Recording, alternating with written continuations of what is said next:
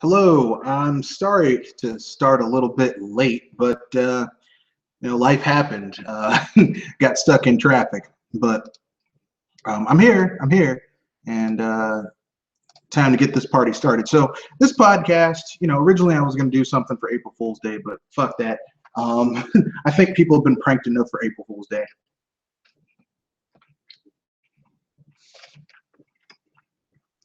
Instead, I'm going to talk a little bit about one of my favorite titles.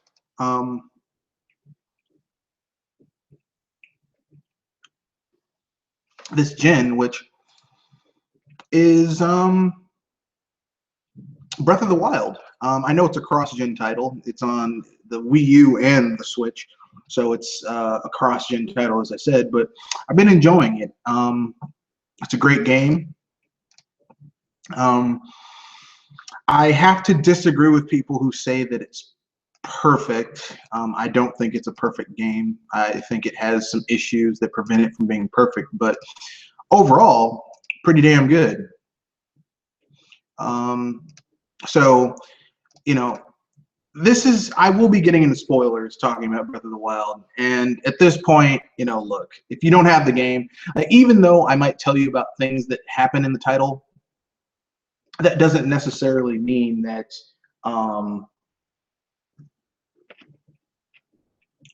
it's really spoilery, because until you play the game, I could tell you what happens at a certain point in the game, but until you play it, you're not going to really understand what's going on. So until you experience it for yourself, it's not really a spoiler. So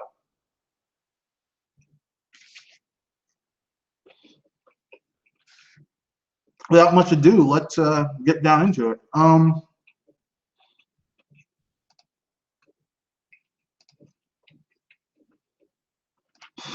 The best way I could describe this is I'll give you my pros, my cons, and things that I would like to see changed.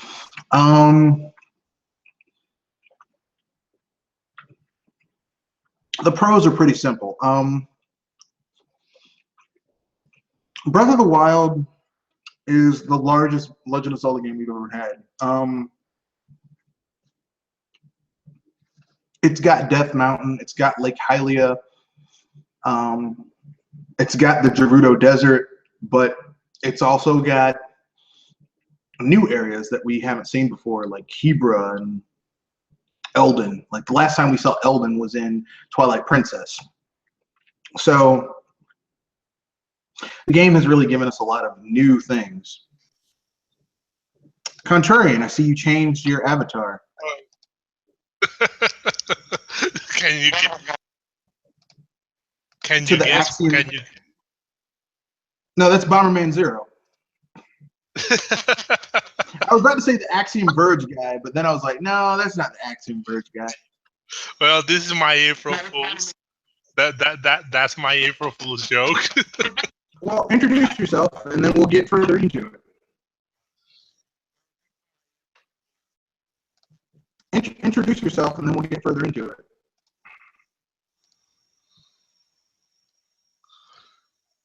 Can you hear me? Yeah, we can hear you. Introduce yourself, and then we'll get further into it.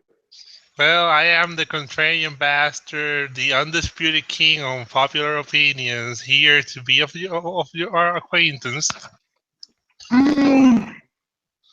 That's my new that's my new catchphrase. I don't think you're the king of contrary opinions, because I have a contrary opinion.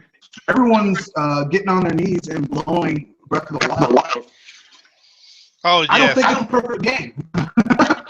Actually, puzzle-wise, it's kind of disappointing. If you're like me, that likes the dungeons and puzzle aspect of Zelda, like the dungeons in this game are mediocre to me. Like they were like an after. Well, I won't say that. They're like, okay. There's 5 main puzzles. There's 5 main dungeons in this game. Okay, 5. Okay, there's there's your water dungeon. There's your wind. There's your air dungeon. There's your desert dungeon, and then there's your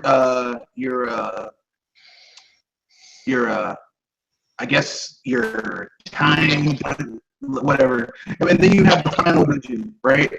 Now I haven't beaten this game yet, but I've sunk over 125 hours into it, so I think I'm qualified to talk about a little bit about what the game's got going on. But I restarted the game and play it all over again. And after my second playthrough, I really like the game, but I do have some personal gripes with the game too. So that I could say it's mostly just that it's a great open world, but in terms like he's got the exploration aspect hand down, but the kind of the dungeons and puzzle aspect of the games are kind of lacking because of that open worldness.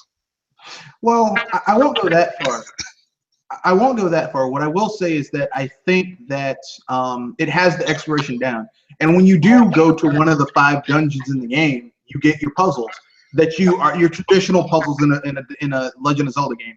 The problem with the title is that, in my opinion, is that if you want to get your other puzzle fix in the game, you're basically going to be spending time finding Koroks and other shrines, because that's where you get your puzzle fixes, from the shrines. Yeah. Because each dungeon has 6 to 8 like major puzzles in it, and you don't really need to do them. You don't really need to do the dungeons, because it's like, okay, I mean, you don't really have to do all the puzzles. You only need to do enough in order to activate the control nodes, and then get to the final boss room and fight the final boss. That's basically it. It's like, damn, this is it. Oh, and that's another aspect. The boss wise, I didn't find like the bosses in the game had like a generic feel to it. Like they were just Until you get to the final boss. they were just variations of the same boss but with different weapons. Until you get to the final boss.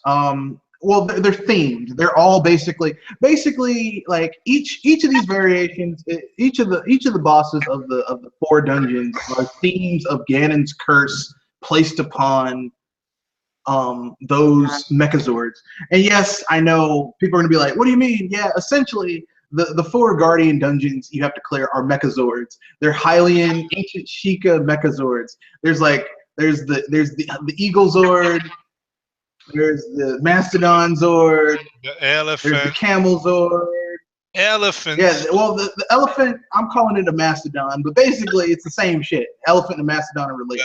The lizard is a lizard, a bird. I haven't done the lizard Zord yet, but I'm guessing that's for the Gorons. Basically, my point behind the game is that basically Ganon has a form that he's basically taken over these Zords with, and you have to cleanse them and free the people who live inside of them.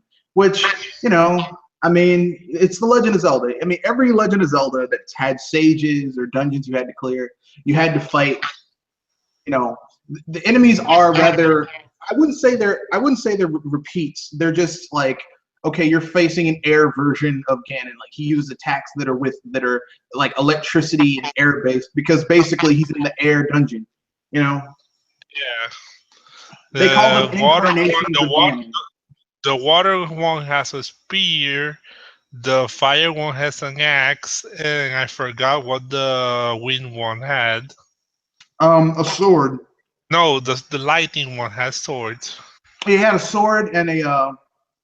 The lightning one had a sword. The air one had a cannon. Oh yes, yeah, cannon. The water one had a spear, and the fire one had like a hammer / axe. And then when the battle reaches a certain stage, the air one activates fucking options Gradius style that he can send out to attack you. It's some of the. I mean, really, like, even though these enemies are basically incarnations of Ganon, and at first they seem to be variations of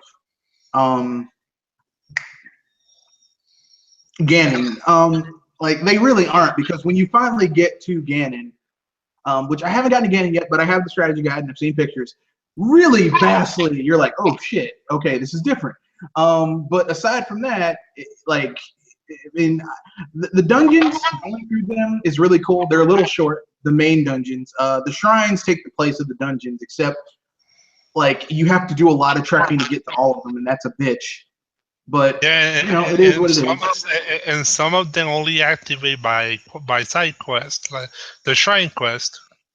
Yeah, but I mean that kind of makes sense because I mean, like most of the shrines, like the vast majority of them, in order for you to get the orb of courage, like you have to do some type of, you know, solve a puzzle or solve a series of puzzles or something.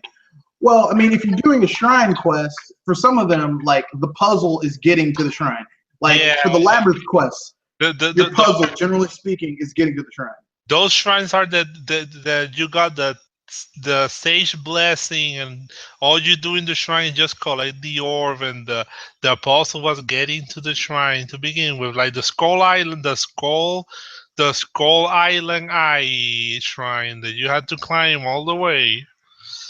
That when you Yeah, so I mean, but like I said, I mean, those, I mean, like I normally would say, well, they didn't have a puzzle, but the puzzle was getting to the shrine. And here's the thing: people are like, well, this is brand new. No, they did the same thing in Link Between Worlds. Like, really, this game feels like they took the ideas from Link Between Worlds and made it 3D. and made it 3D. Except they made it because Link Between Worlds was still kind of linear to a fashion. But this game, they were like, fuck it, we're taking the, and I mean, like, okay, for someone like me who's been playing Legend of Zelda games for years, it's kind of refreshing to play a game where the gloves are off.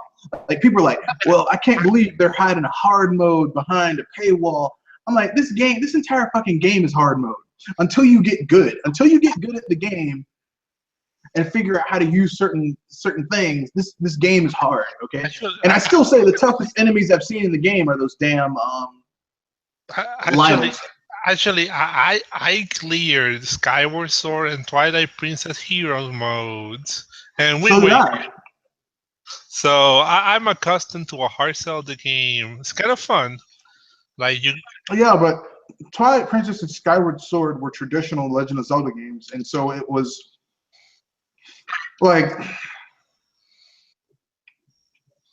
it was easier to clear them even on hero mode because I played the hero mode of and aside, like I almost died like once, yeah, and that was it. the hero modes with the Ganon amiibo. You scan it and you take double damage. I did not do that because I'm not a sadist, but I did play the hero mode, no healing. Like you can't smash open this pot and get a fairy. You had to carry that shit yourself. Now, I'll tell you something. I mean, so basically, before you came in, I said I was going to state the pros of the game, what are good about it, the cons, what I don't like, and then at the end, what we would like to change. So let's do the pros first. What's good about it? Well, the game is practically you can do a lot of shit. Like, let me clear my throat. Like if you want to kill an enemy with a Kuko, you can do it. If you want to like paraglide from a really high mountain down, you can do it. Yeah, your The, only the, limitations are your character's ability. Your only limitations are your abilities as a player, right? Like your imagination. Like basically, if you want to, because I've seen people do some shit on YouTube in this game that I was like, I've been playing Zelda games for years, and I never thought of doing some shit like that. like I knock a moblin from a mountain by throwing a club in his face. Well, I mean, I don't mean insane shit like that. I mean, people, okay. I saw a dude walk up to a Hinox, a sleeping Hinox, not a skull Hinox, a sleeping Hinox, get in its hand, and it would lift itself up to steal all the weapons around its neck, and crawl away, and then basically set up a series of ambushes, start the fight, and kill it. I personally went up to a high-level Lionel, and I basically had the barbarian armor equipped, and not all of it, but like half, but like 2/3 of it.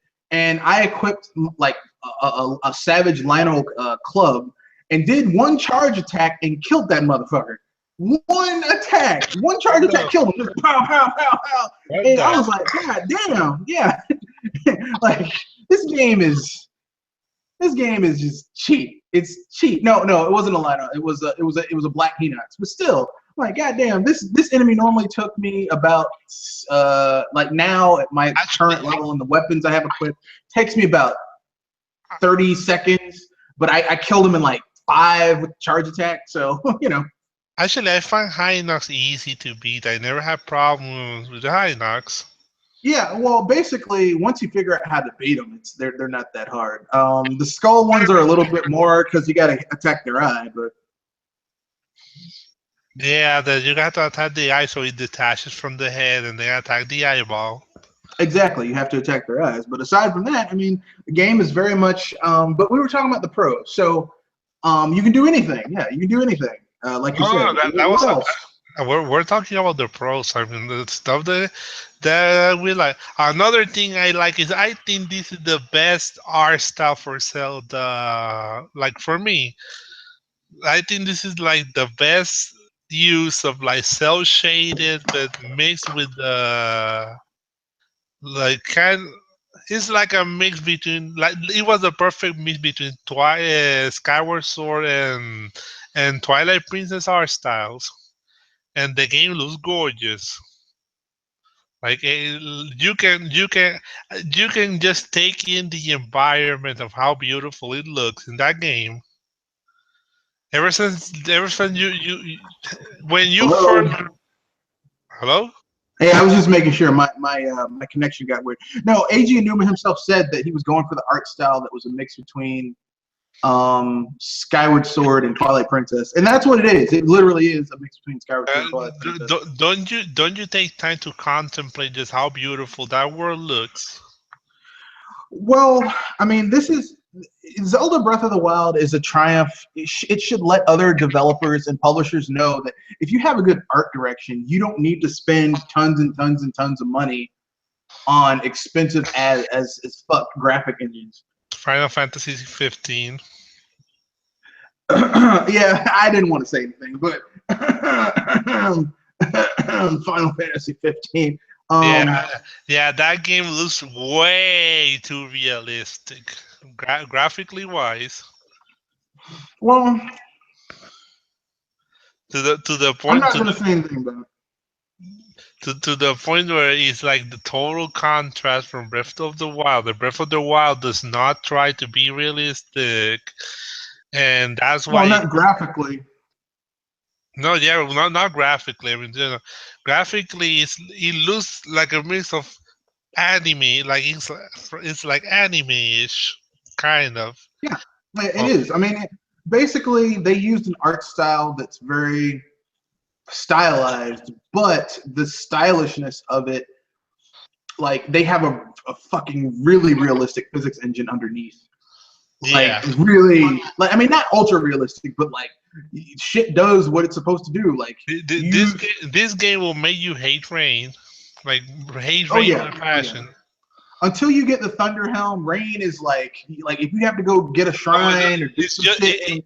it's just a rain. It has so many hindering effects. Like Oh yeah, you can't climb, you can start campfires, and you that. can't use your bomb arrows. The only good thing about rain is that if you're stealthing out and killing moblins or bokoblins, and you have a powerful enough weapon and you have the stealth thing, it's really easy to sneak up on these bastards and kill them. That's the only good thing about rain. Oh, and it's good for lightning attacks because Oh, it shocks the shit out of everybody. and if you're doing the Robbie quest and the Robbie torch quest, you're going to despise rain even more. Mm-hmm. Especially in a Kala region where it rains almost all the time. Yep. Making that mission a pain in the ass. I got interrupted 2 fucking times by rain while doing it. It was like, oh god damn it, not again. I I mean, haven't waiting. even I haven't even done that side quest yet. Because I went counterclockwise instead of clockwise. So basically, I work myself around. Like right now, I'm still in the Hebron region. Actually, I do that. Doing those things. I do that quest because it's easy to abuse, like farming guardians and getting really overpowered equipment. Hmm. So I always do that quest because once you got certain materials, use ancient arrows, kill guardians, refill ancient arrows again, But here's kill the thing: guardians. I've already farmed the shit out of Guardians, and I've already I punished myself. I went and I got a lot of shields, and I learned how to do the timing. So I basically have figured out how to do the shield parry. I mean, perfectly. I mean, I'm like, damn, I've turned into a Guardian killing machine I with suck the at Guardian I, scouts. I suck at shield pairing. I can't do it. It's well, everyone has their own method. For me, I just learned it's kind of like instinctual. I know when to do the shield parry when they start the attack. All I do is I always position myself in a little bit high ground.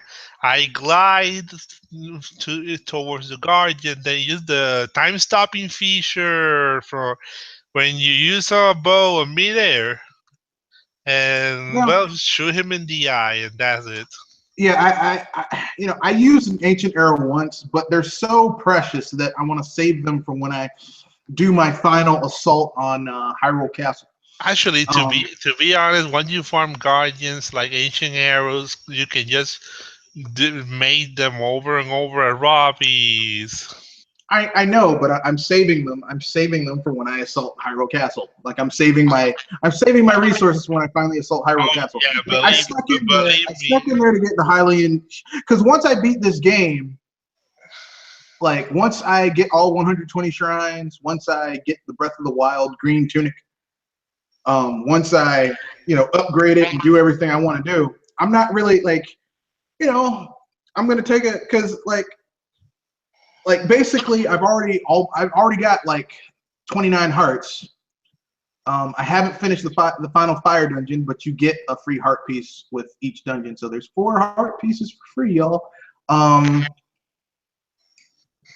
So I'm just focusing on stamina now and doing shrines. I mean, that's like I'm just doing it the whole. I'm just a little bit at a time. Actually, you know what I like about Breath of the Wild? It finally took the win out of Ocarina of Time fanboys. Like, people are now declaring this better than Ocarina of Time. I won't go that far. And, like, to me, it kind of like a sadistic part of me just takes pleasure in just sucking it into Ocarina of Time Like fanboys. here's the reason I'll say it's not better than Ocarina of Time, because you would not have Breath of the Wild if you did not have Ocarina of Time. Like it wouldn't exist. This game would not exist if you didn't have Ocarina of Time. Had to take the formula of Legend of Zelda and bring it to a 3D space before you could have the other 3D Oh Legend no, of Zelda games that people love. So I know, but I take pleasure in, like, it's just a lot of people worship this. Ocarina of Time is like the Final Fantasy VII of the Zelda universe. well, no, because Ocarina of Time is not the final. The Final Fantasy VII is not really that good. Like in my opinion, the best Final Fantasy is Final Fantasy VI. That was when Hironobu Sakaguchi was at his best. That's when the team was at their best. I mean, and Final Fantasy VI isn't even the best SquareSoft RPG. The best SquareSoft RPG No, is Chrono Trigger. I'm not saying Ocarina of Time is bad. I like Ocarina of Time. I like all Zelda games, so I'm a little biased on that. It's just that it's as overrated as Final Fantasy VII, that a lot of people Well, no. just I loves mean, to say is the best one. Ocarina of Time earned its it earned its perfect rating because we had never seen anything like that before. It was like literally it's one of the few games that I could say earned its perfect 10 rating for Famitsu. But Final Fantasy VII, I mean, the only thing that it was doing new was that it was a 3D RPG from a franchise that traditionally was 2D. That's the only new thing it added. Ocarina of Time did a lot of new things like Z targeting, which we're Yeah, still using Z targeting, but we're still using it. yeah, And Breath of the Wild would suck if we and didn't have it. and he introduced the Zelda formula I like the most, like that 3D, like the Ocarina of Time formula. Yeah, it's getting dated, but I love Zelda games using that formula, the 3D Zelda game. So Well, I do the only respect Ocarina of Time because of that. Well, the only reason I say Ocarina of Time is not like I agree with you that people who say it's the best Legend of Zelda ever, because a lot of the formulas that people love about that game were lifted straight from Link to the Past, except they were translated into a 3D space. Which is, I mean, look, here's the thing though, Link to the Past is a fucking really good game. In my opinion, it's the best 2D Zelda ever. Yes, it's even better than Link Between Worlds. I know people are like, no, no, no. You and I disagree on that because I love Link Between Worlds a little more than Link to the Past. But Link to the Past is amazing. Once again, I have to say Link, because Link Between Worlds would not exist without Link to the Past. No, I know. Period. But Link Between Worlds, at least for me, was like a more enjoy. I just like the villain of that game a lot. It was like a more enjoyable experience for me. So I think There you that. go. Everyone has their opinion. So, But I mean, Link to the Past was really good, and I think this but game like kind of nailed the Zelda One Link to the Past formula more than Ocarina of Time formula, like well, Breath of the yeah, Wild. because Ocarina of Time was a little too linear, and you couldn't skip cutscenes, which was like, as someone who played Ocarina of Time, like I got Ocarina of Time when it came out, like that Christmas, like I got it that game, and I had a gold Ocarina of Time, I got a gold N64 controller, I had a gold N64 memory card. Actually, I don't know why I'm using past tense. I still have these. Like I have I have put so many hours into Ocarina of Time, it's not even funny. But I mean, like here's the problem. It has unskippable cutscenes, so you have to see the Great Deku Tree die like a gajillion times. Because I played that game like a gajillion times. You have to watch Ganondorf like, man, can I skip this shit and get to the gameplay? But Oh yeah, let's talk about. I remember the Zelda castles, the Zelda castle scene where she tells you the same thing that Great Deku Tree told you about the gods, but in a different way, and you had to see. Or my personal favorite, Keyboard Gabor. It's like, ooh, you're in Hyrule Field. Shut the fuck up. I played this game. Oh god, Ocarina of Time has some of the most annoying Zelda characters ever in Kepra, and that fucking Navi. The only characters who never got annoying to me in Ocarina of Time was that damn carpenter who yelled at you like, oh yeah, and the Gerudo women because they were hot. But aside from that, I don't like any of these people. I have to tell you something. What does me like Numa had with portraying characters as really a feminine man? Because in Breath of the Wild, the leader for the Carpenter group, Bolson, is also effeminate, and the Ocarina of Time, He's gay, right? and the He's not effeminate. He's flaming. and the Ocarina of Time Carpenters, like they were really effeminate. Have you seen those motherfuckers run? I don't remember anyone who was really effeminate in Ocarina of Time. There were characters who were weird, but remember the way the Carpenters run. Yeah, but that wasn't effeminate. That was just bad animation. I was like, oh my god, like what does Numa have with portraying Carpenters a really effeminate man? Yeah, but the Carpenters in Ocarina of Time, when they like the two times you saw them running was the first time you saw them run, it was because their boss was telling them to hurry the fuck up, and apparently he's terrifying, so they were hauling ass, and it was kind of like, you know, it was supposed to be goofy. The second time you saw them run was in Gerudo Valley, but here's the thing. Like, you freed them from Gerudo Fortress. The reason they were running, the reason they went there was because they heard the Gerudo women took available men as husbands. Like that, I mean, and even then they still had that. I mean, why would they create an entirely new animation for those goofy bastards? Now I'll tell you a dude who they did try to make kind of effeminate was Tingle, but if you play the Tingle side games, you find out. Oh my God! Yeah, he's actually not effeminate at all. He actually has the right idea. He just, like, you have to know his backstory to figure out what he's doing.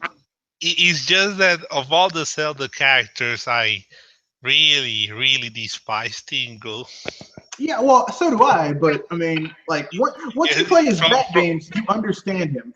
Like, okay, let me put it this way: he basically in the Japanese. This is why this game never came over to America, because it is implied that Tingle, when he rescued the Great Fairy in his game, she fucked him.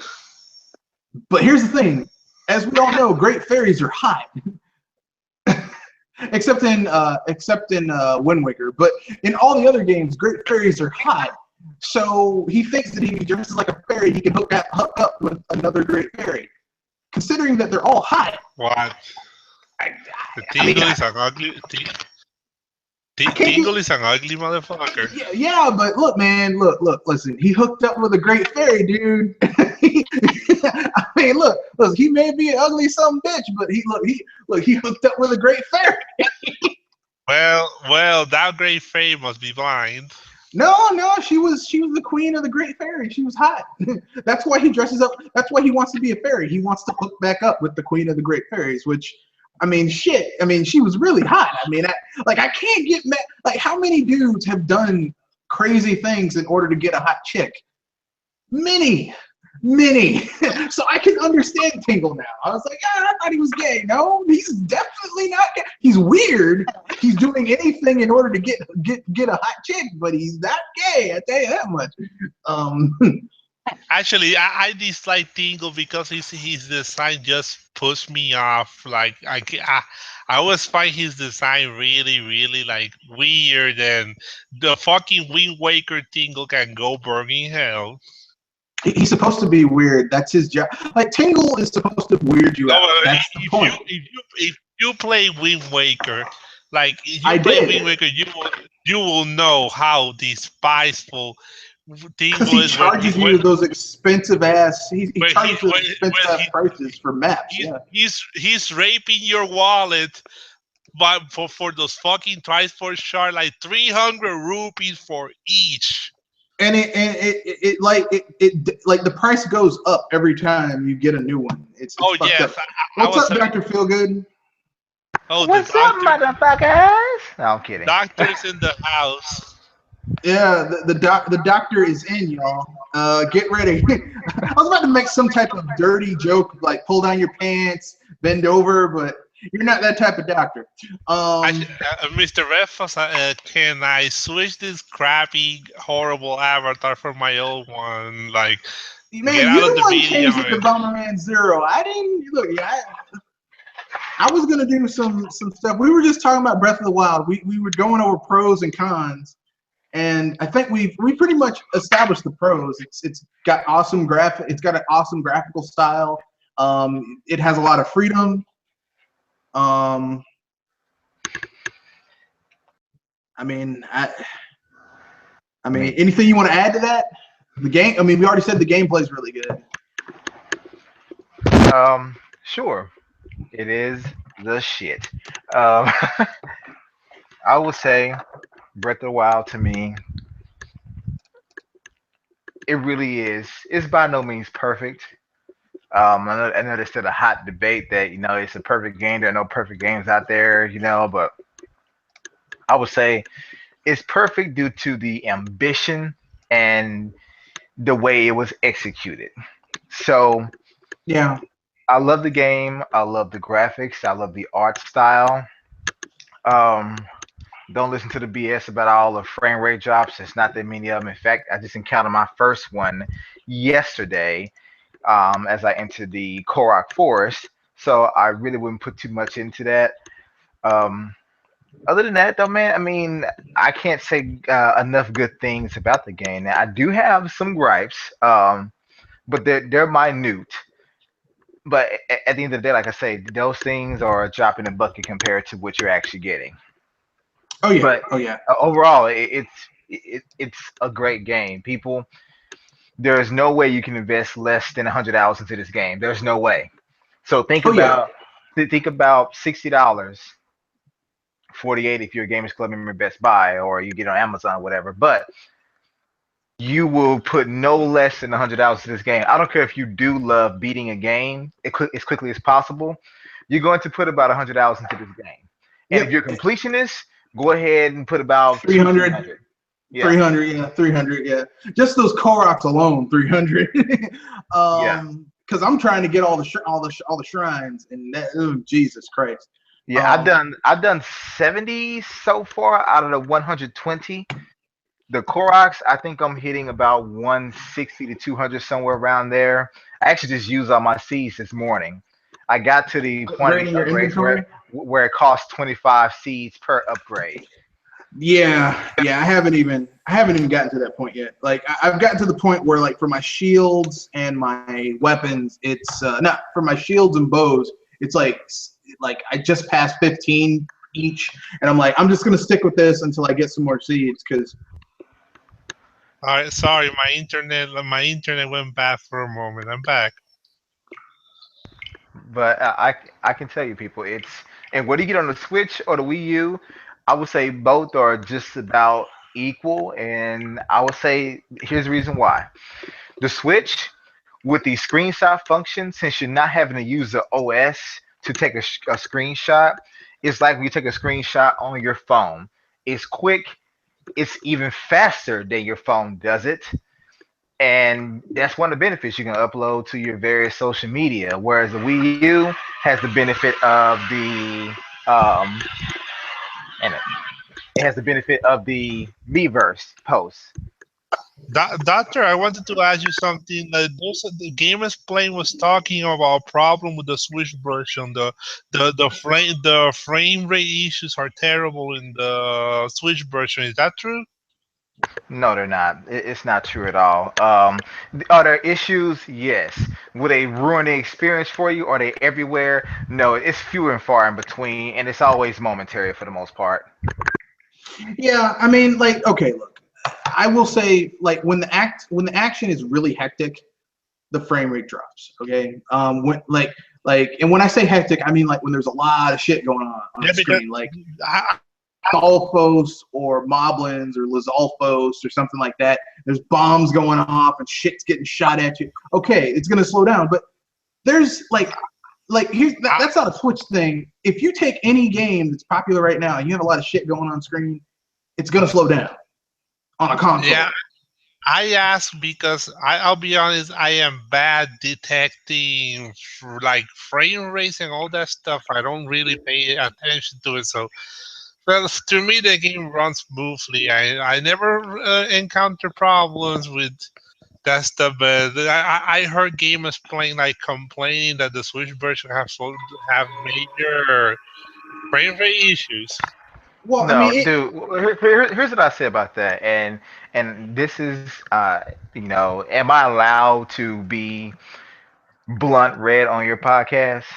man, go ahead. This is bullshit busters. This is we always are like. Okay, I mean, I'm not gonna disrespect anyone, but here's my thing with with the people out there that want to take the smallest things and make them into big problems. Name your favorite game, people, and let me know whether or not it has some frame rate issues outside of Call of Duty. Name your big open world game that doesn't have any frame rate issues.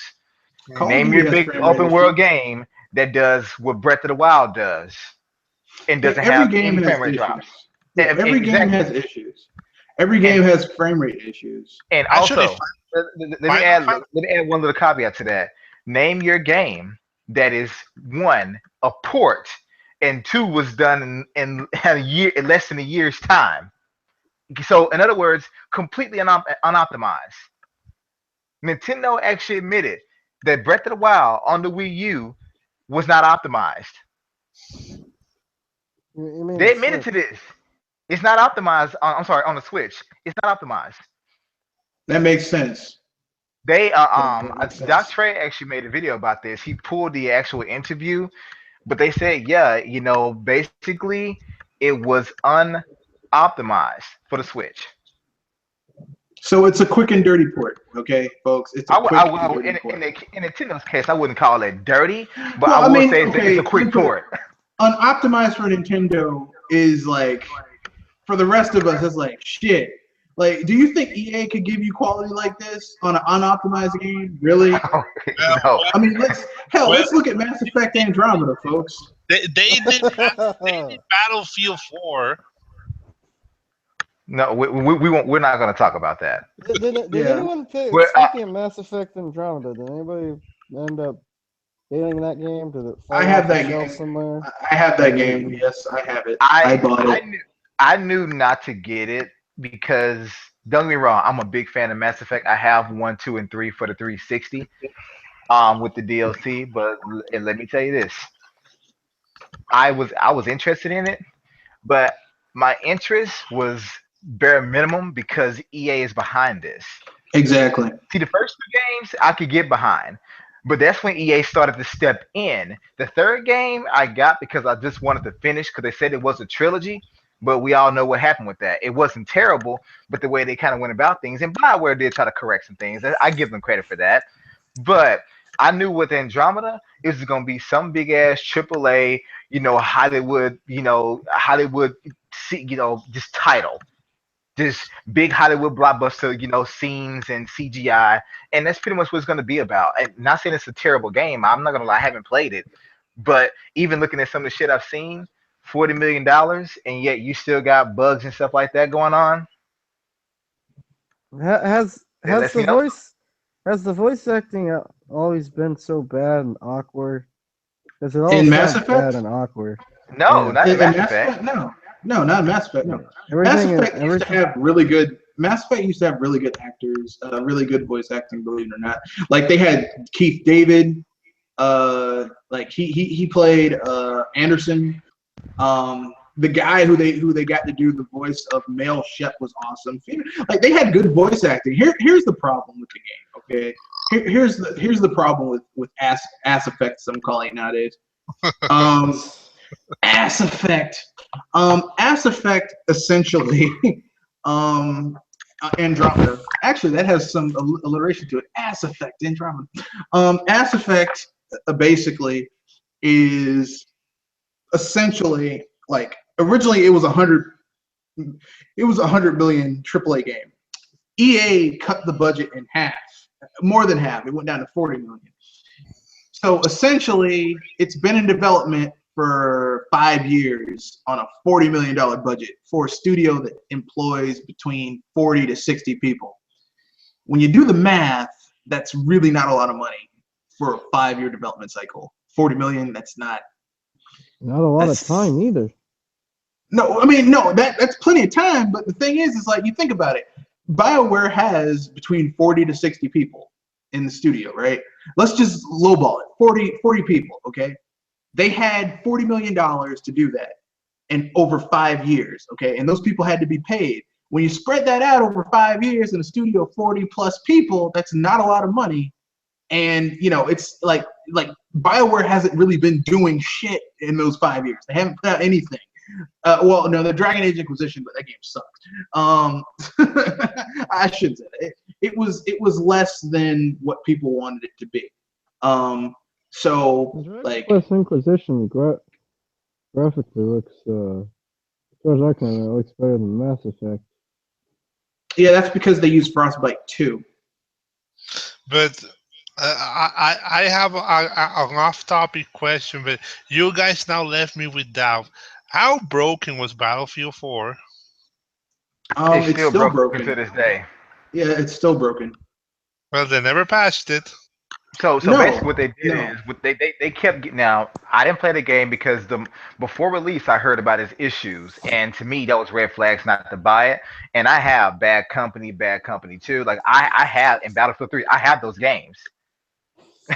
So when I heard that it was broken and buggy as hell, I said no buy for me, no buy whatsoever. And even then, all they kept doing is they patch some things, they will fix one thing and f up three things at the same time, and they kept giving Yeah, people little small gifts to, I guess, to alleviate the pain of having a broken game. But the game is still broken to this day, and I mean like as far as bugs and even like net code issues are off the chain. It's ridiculous. yeah. I mean, and Dice and EA basically said, yeah, we're done. We're like they have not fixed that game yet. It's like the Master Chief Collection on Xbox One. That game is still broken, and they will not fix it anytime soon. And actually, here's a way you can actually see just how broken the game is. It's actually very funny. Go to YouTube right now and type in what's it called? I think it's called. Put in BFF Broken Field. It's called Battlefield Friends by Machinima. Put in Broken Field, and they're literally they made a whole series making fun of Battlefield players and also Battlefield 4 how broken it is. So how does a company like EA still stay in business? Because if you had any other Madden. industry, No, if you well, had any it's other not just industry, Madden. that It's It's not. Madden and those putting out broken microtransactions. products. Yeah. Well, I mean, there was If a I ran there a was baker, if well, I ran a bakery that put out cakes that were like half finished and cookies that were still very doughy, I'd be out of business. How here's did the video thing. games gaming industry gets away with this shit? Games get a Here's pass because they've learned how to basically they warp the mind of the casual gamer that wants to pretend to be a hardcore one. So exactly. they convince these people that it's all about power. They convince these Yep. people that that you're not a gamer if you don't play Madden, 2K17, any other dude bro game out there that a grown man will play. Either people are playing Just Dance or in Minecraft, or they're playing Call of Duty, NBA 2K, and Madden. For the most part, this So is they're why not playing all they're these still in business. So they're not playing all these hardcore game. Well, a lot of internet people would So and consider so, hardcore. so and so, in quotations, hardcore. Yeah, because they're not playing the I'm Mass I'm Effects and the Gears I'm of War agreeing. and the I don't know. I don't know The only anymore. game they actually still kind of get right because it does make them a lot of money, in my opinion, is FIFA. Yep. FIFA's pretty And much the that's only game because that they get right because the biggest market, of course, is in Europe, and FIFA sells like hotcakes. and if they Actually, effed up FIFA, they would be crucified. actually, Kenoshi, but EA also stay in business because didn't EA said they made like I don't know how many $1 million off of DLC? Yeah, I mean, because you have to remember, right? Like EA, like the vast majority of their money these days is made off of them releasing games like it is microtransactions done on DLC. And here's the thing, here's you might say, well, Battlefield and Madden and all that shit. No, no. When I say DLC, I mean those fucking The Simpsons tapped out shit like that. That's what's making them a ton of money these days. So it's not your big AAA movie studio Oh no, budget no. It's games it's that are little making shit. the It's money. like, oh man, I'm out of donuts. I'm out of donuts. I give them $5. I get 300 donuts. So And it's those Simpsons. it's those free Excuse me. 99-cent games that kick you in the balls with the microtransactions, right? And that's what's really making them money. Well, that's sad. That's really sad. Yeah. What'd you say? Too, too, I couldn't hear you. What? too bad. Uh, Too bad. You first, Kenoshi. I said that it's not the it's the 99-cent to free games that kick you in the balls with the microtransactions Well, that yeah. are I making them the mean, most money. the microtrans are what's really messing up. Like microtransactions and people just not wanting to put quality into their games anymore.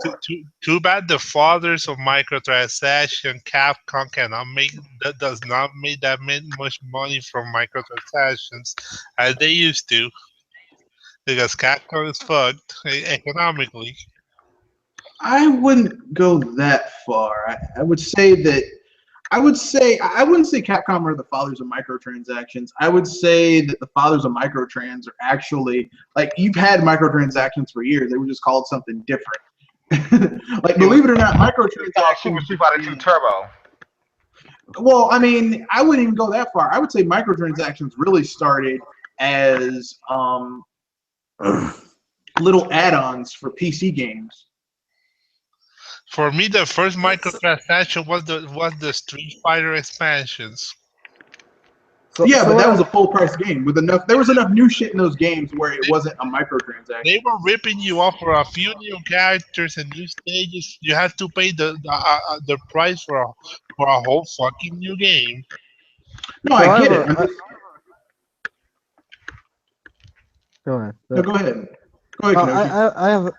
I have a question. So, as EA, the great and powerful Unicron, has it officially devoured and digested BioWare? Yeah, Bioware's fucked. And look, we knew Bioware was fucked when what's it called? When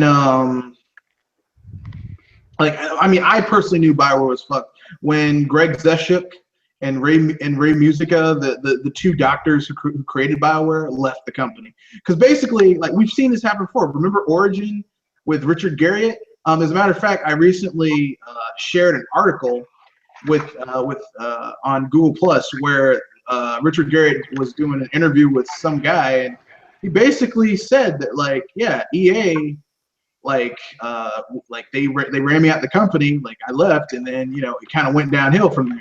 Like basically, once they get rid of the owners of the company, like they did it with Will Wright, they did it with Maxis. They did it with Richard Garriott with Origin. I mean, basically, once they do that, you're over.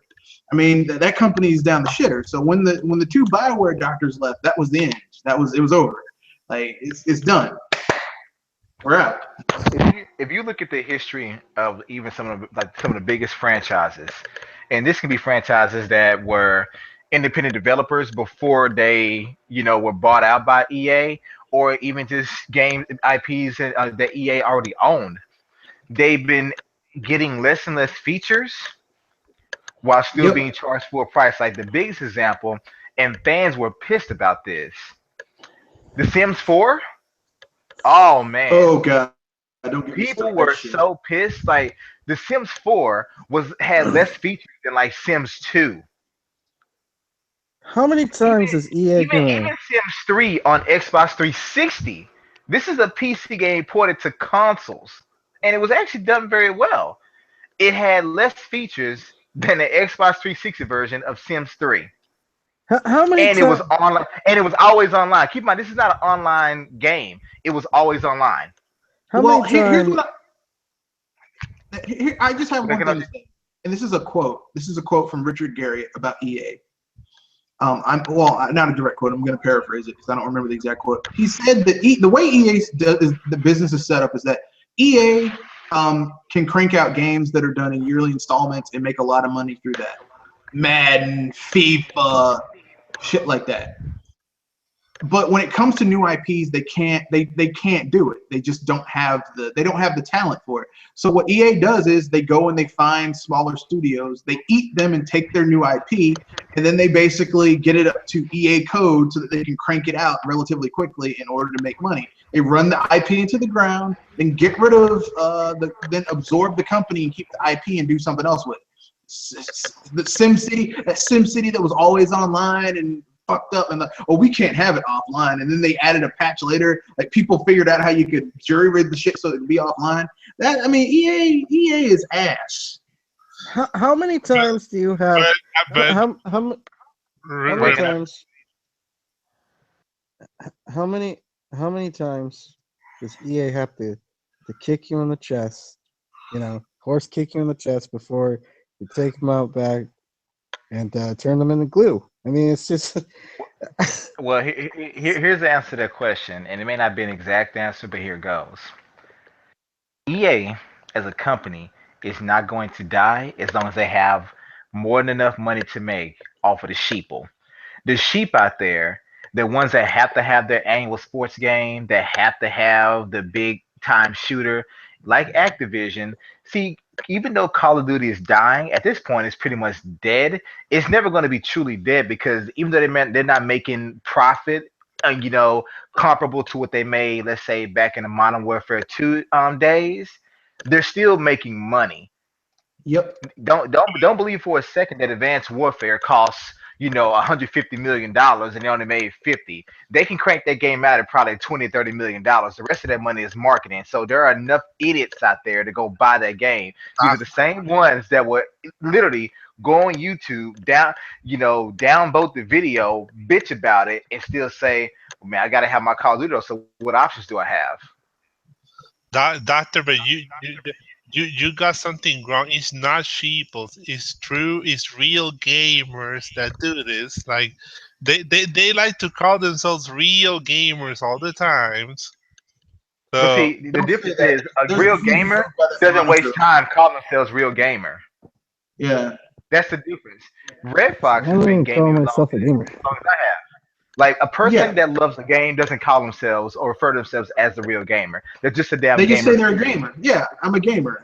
Because here's the thing. Here's the hilarious thing. These quote unquote real gamers, they're so desperate to be in a peer group, they forget that when gaming was like this antisocial thing, it was almost like there was code. It's like, hey man, I was playing that Mario 64 last night.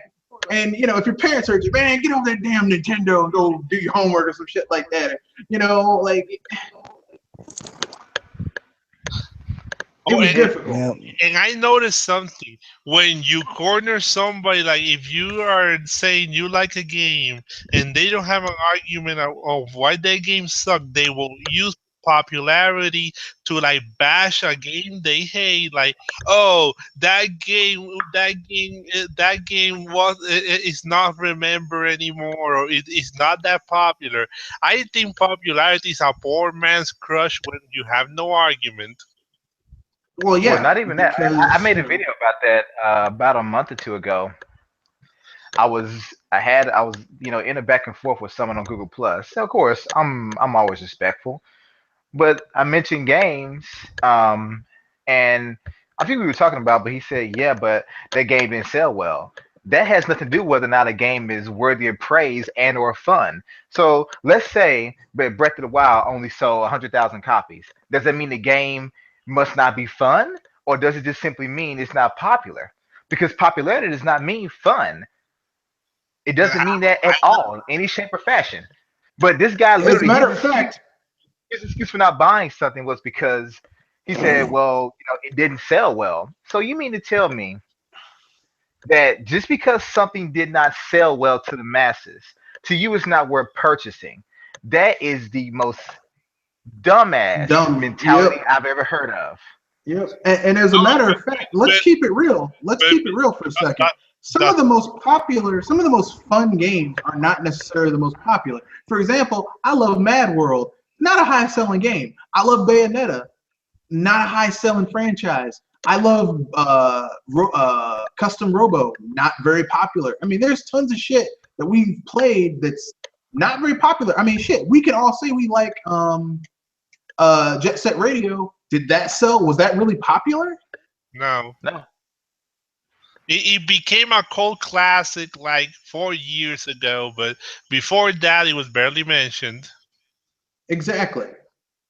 Earthbound, look at Earthbound. Earthbound has one of the most annoying internet fan bases of all time, but Earthbound was really, really niche game that it didn't sell that well. It just gained a really huge cult following as time went on. Yeah, so And Earthbound, when it comes to gamers today, I I don't give them much credit. I don't even give into them much anymore because at the end of it all, They're full of shit. they're full of shit. We have gamers today that hate the fact that a game on an opposing system that they have no interest in, whether it be they Is have no on interest that in the opposing system or system. the game, is getting higher scores or getting more praise than a game on their favorite piece of plastic. So they will go to a review site and give it a low score just because. it's just a Just fanboy. because.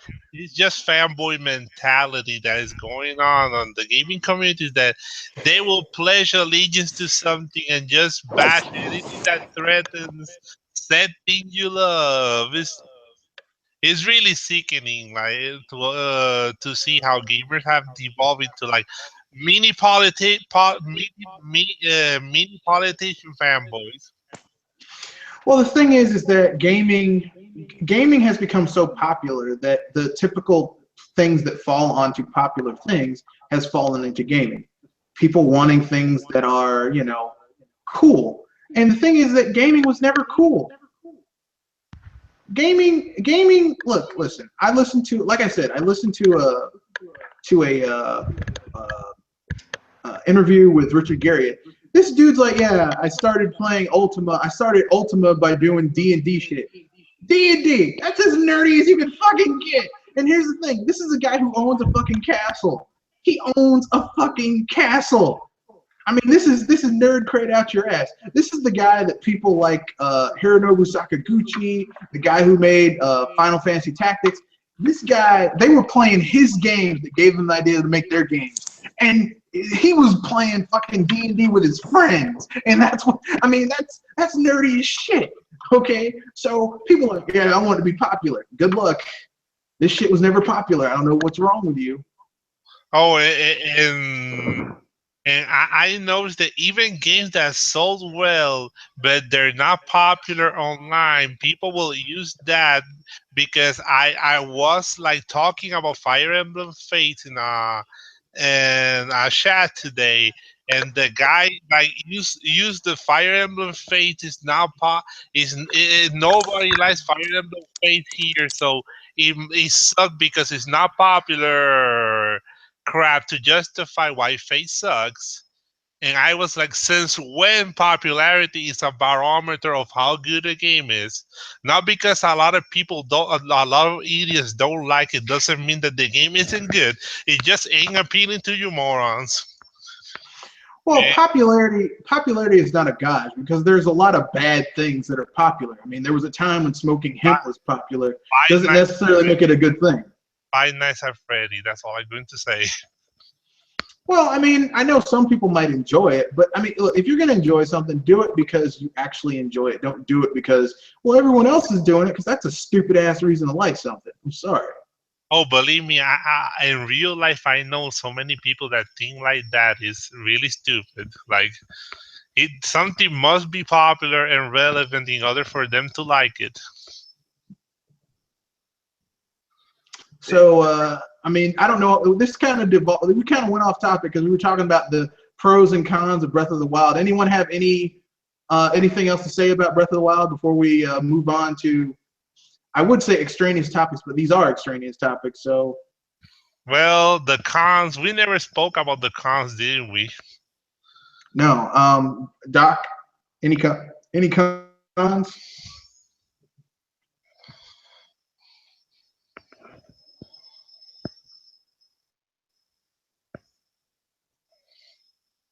Dr. Feelgood. The doctor is on the break. The doctor is out. Okay, so I guess it's up to me to talk about cons. What are you guys talking about? We were talking about pros and cons of Breath of the Wild, and my cons were pretty. Mine are just more enemy variety. I think the dungeons could have been more. I like the whole divine beast idea, but I think they could have been a little more complex. And Fair enough. That's about it. That's about it. I think the fishing. I think with IR, sorry, not IR, with basically these Joy-Cons being basically Wii Motion 3.0. I'm like, why the hell doesn't this game have proper fishing? I can answer that because the Skyward Sword controversy about the motion controls. I don't think Nintendo will ever use motion controls on a Zelda again. No, because this game does have motion controls. Yeah, but not to the extent like doing complex stuff, because the Skyward Sword was really hated because of the motion controls. Yeah, but here's the thing. They could do fishing like they did in Twilight Princess. Fishing in Twilight Princess was very, I won't say it was, completely free, but it was very much like in the vein of, say, it was simple motion controls that still were somewhat immersive. Actually, can I say something? I wish there was another Zelda with the motion control scheme of Skyward Sword that you can control Link's sword with the motion controls. Yeah, I wasn't too crazy about that. When I say fishing, I mean fishing in the vein of a Twilight Princess, where it was basically like on the Wii, where it was it was simple. It was simple motions that made it somewhat immersive. Because as someone who's actually done fly fishing, that's basically how you do it almost. Very simple motions, nothing too complex. Can you guys hear me now? That my mic got disconnected. We can, in fact, hear you. Oh yeah, so sorry about the mic. Sorry about my crappy mic. But anyway, I have a few cons. Like this game suffers from the modern Paper Mario syndrome of, but instead of NPCs, is with enemies. Like this game has really few enemy variety compared to other Zelda games. Yeah, Kanoshi said that. He was like, "There's not a lot of enemy variety." I didn't even notice that there's not a lot of enemy variety in this game. And It's probably because of the AI system. There have been too much to have, the AI system and all that enemy variety there is in the other games. Because the enemies in most other games are pretty Varied. simple. Yeah, they're pretty. They're pretty. The way they behave is pretty simple. yeah, Yeah, but there's a variety. It's like there's an enemy for every type. There's like or there's an ice enemy. There like enemies were kind of you had some shared enemies, but then you had enemies that were for a different region. Now you have the same enemies in every region. It's just they might have a different type of weapon. It's like, oh, I'm in the fire region, so these dudes have fucking they shoot fire, but they shoot fire arrows or some shit like that. It's like, damn. I mean, you could have done something different. Yeah. I'm thinking of other cons, but the horse system in this game isn't that good. Like, I like the realism behind it, but at the end of the day, horses are really unreliable on this game. Yeah, No, I haven't even really ridden my horse in this game, to tell you the truth. I thought the horses are what the thing is you can't if you just nudge the control stick left or right, the horse you don't even have to like force it. The horse goes where you want it to go, and if you push the Z targeting, your horse is able to strafe. That's true. So I think the horses are really good in this game. It's just I climb a lot of stuff more than I ride the road, more than I travel the roads.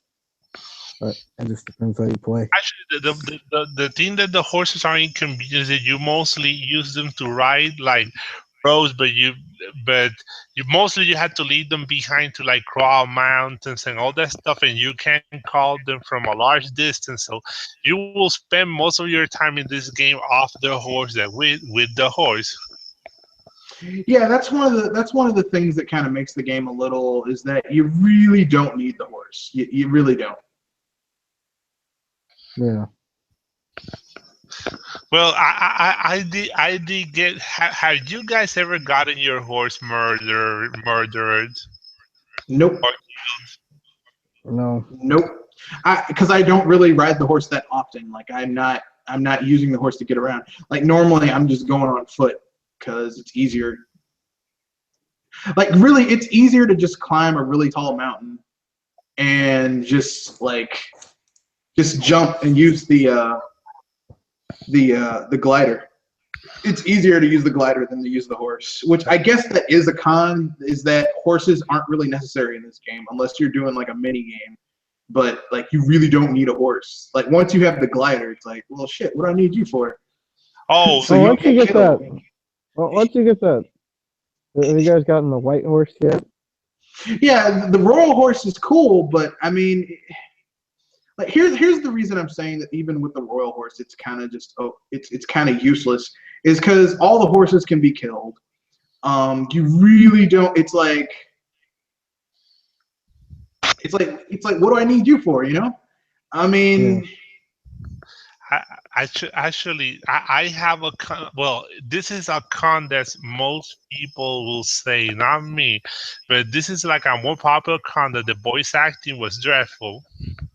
It's hit or miss. Some characters it's It's good. Other characters it's like, oh god, no. look.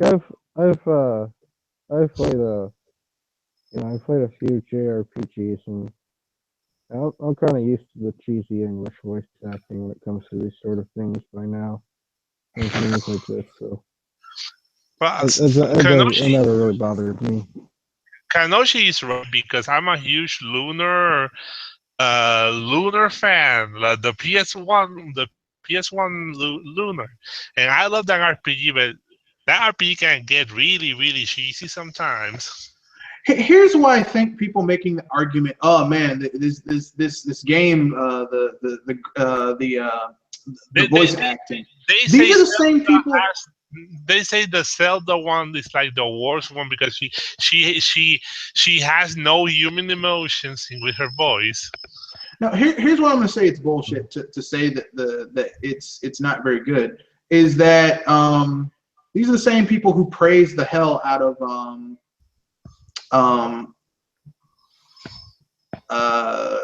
what's the name of that shitty ass game?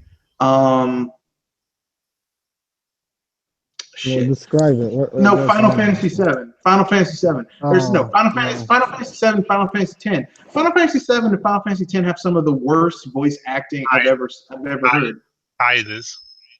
So I'm confused that apparently those games get a pass. And here's the thing: those games for their time had a way bigger budget than this game does.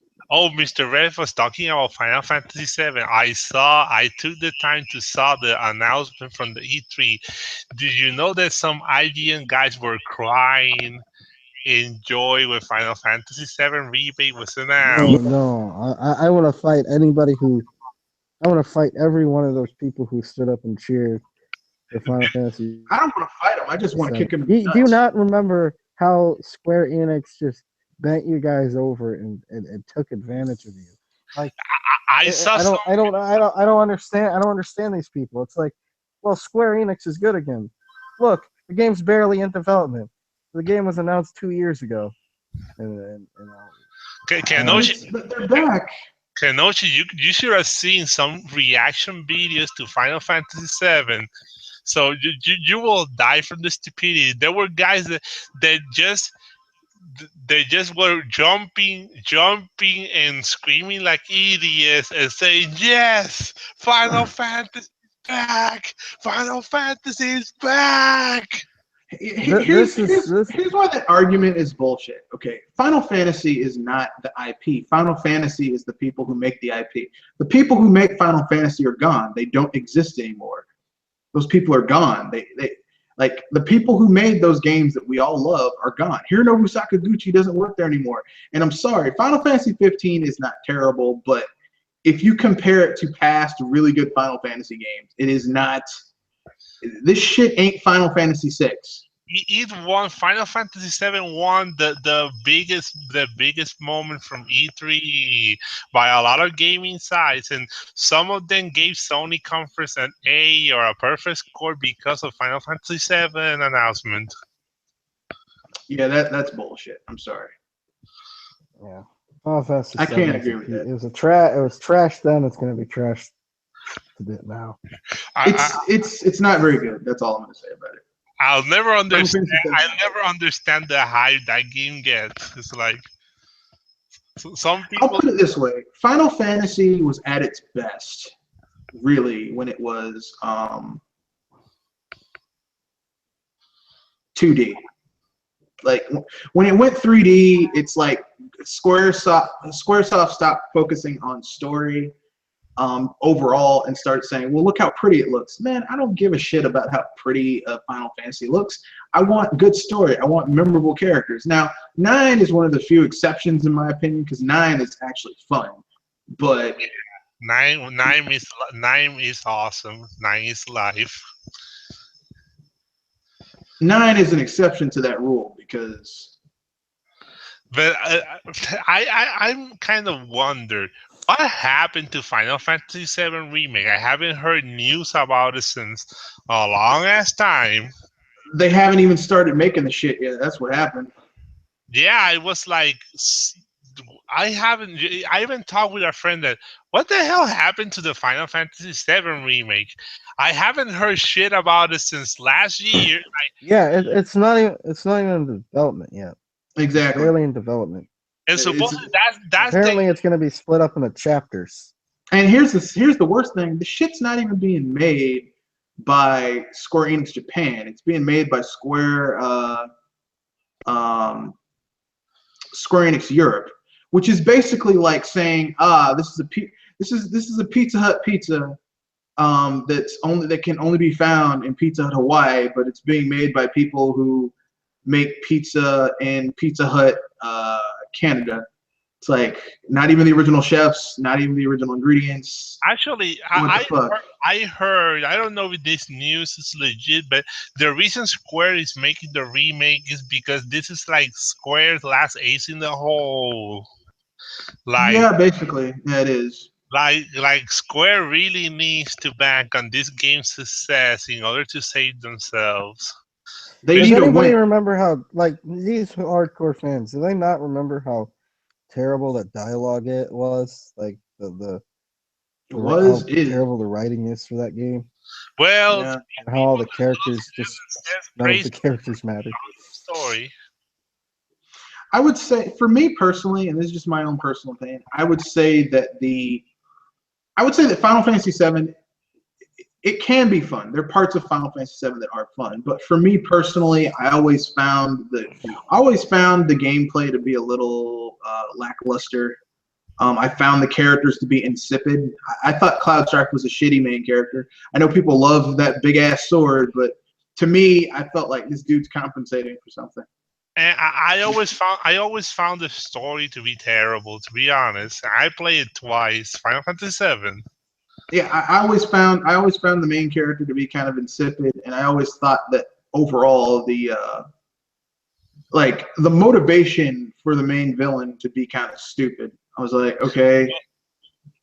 If you want to hate Cloud, you should watch Advent Children. Advent Children, Cloud is worse than Leonhardt, and oh my god, I hate Squall Leonhardt with all my heart. That's a main character. Like for me personally, when Squaresoft jumped from the SNES to the PlayStation 1, it felt like they lost some of their charm, in my opinion. Now, of course, I'm not going to say that I like 9. I gotta disagree with Kenoshi. Final Fantasy VII may be bad, but Final Fantasy VIII is pure trash to me. Well, for me, Final Fantasy VIII is like, oh, you thought Cloud Strife was a emo bastard who whined and moped all the time. We can do one better. Squall Leonhardt, he's even more emo and whiny than Cloud Strife. Just an asshole. But I will say this much though: at least Squall Leonhardt doesn't like completely run away from hot women who want to go with him, unlike Cloud, who, for some reason. So what? So I just think that when Final Fantasy went 3D, it just that was the beginning of an end. The beginning of the end. So, yeah. Well, yeah, it was like a slow, painful death. 10 and 9 were awesome. So 10 was. It was all right. It was all right. 10 was awesome. It was okay. It had outside of Tide, the game really did a lot of good things.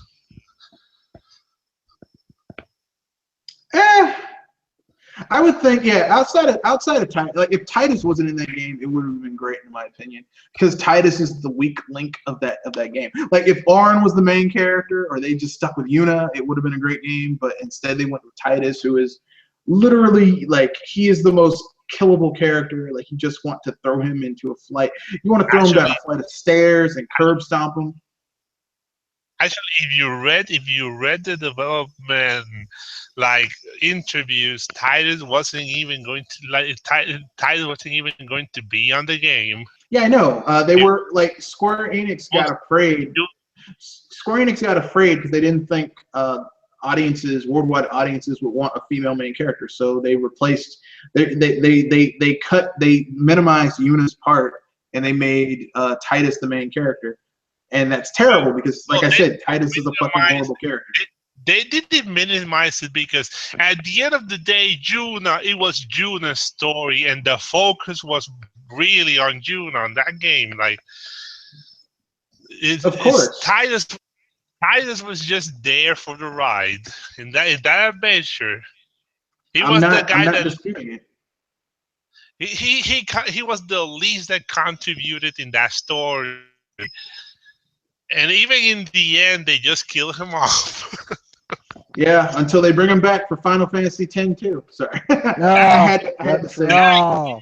It We is. don't talk about that game.